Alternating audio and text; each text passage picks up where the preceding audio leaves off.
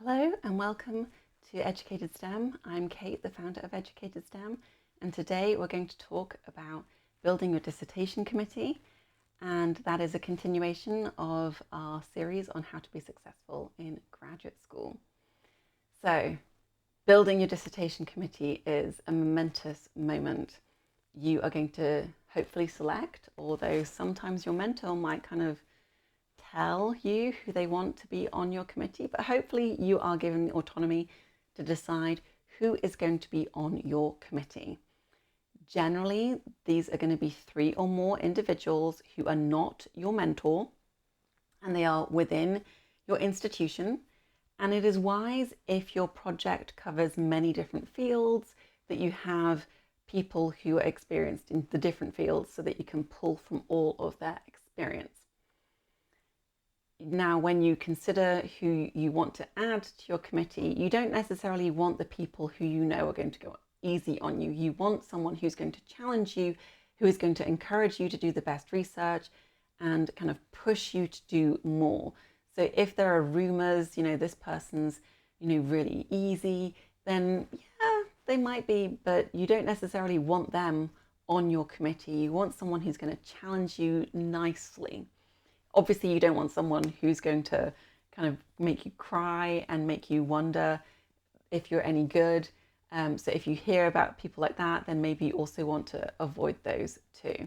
So ask, graduate students who are above you, who's on their committee. Ask postdocs if they are familiar with people who they also had, or maybe they're from your program and you can ask them.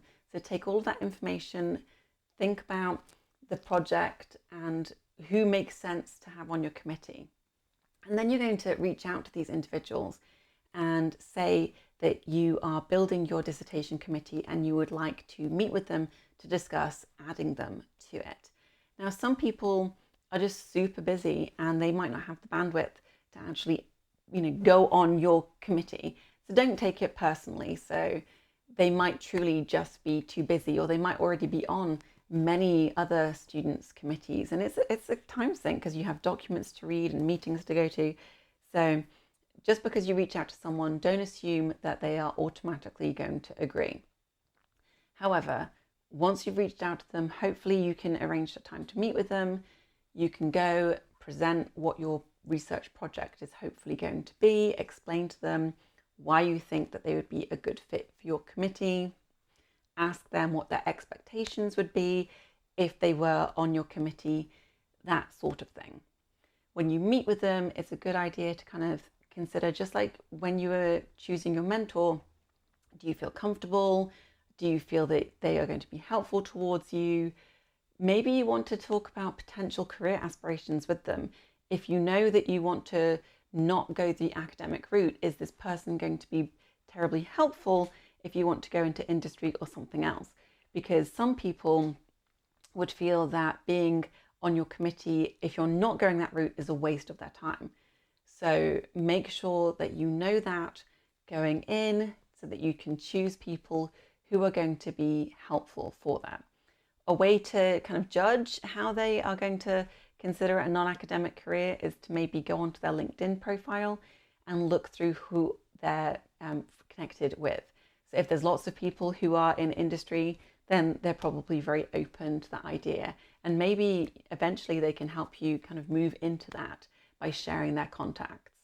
So make sure that when you meet with them, you ask them a bunch of different questions to make sure that they are going to be a good fit for you. The committee might change. So maybe the committee members' availability alters or your research project changes. So it's not set in stone. You might, move people around and it's quite fluid as you need. However, if someone leaves, they need to be replaced immediately, because you do not want to start scrambling to try and fill a committee slot, just before it is due, because there will be timing that is done by the graduate school where you're supposed to meet with them at least once a year. Sometimes it's better to do it, every 6 months, just to make sure that they know what is going on, that they're familiar with your research, but definitely once a year. As the student, it is your responsibility to contact the committee members, let them know that a meeting is due, ask them their availability, coordinate, the room that you're going to be meeting in, and then all of them.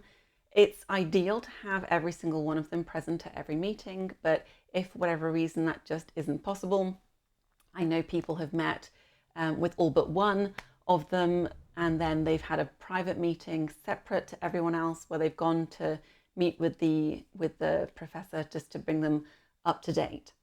You will probably be writing a document which you will share with the committee, so kind of talking about the progress that you have made, if there are any issues, if there are any questions that you want to address whilst you meet with them, just to make sure that when you do meet with them, it is all kind of addressed. And one thing to consider is when it's time to defend, you're going to be adding an additional committee member to the committee. That is going to be an external person. They are not associated with your program or your institution, and they will be brought in. So they'll be an absolute expert in your field, the primary field that you are going to be examined on, and they will be brought in. You may have an idea about who they are throughout your graduate studies, or you may want to take the time when you go to conferences to talk to other people, to know, I'm considering having this person as an external. Do you know anyone who they've been examined by?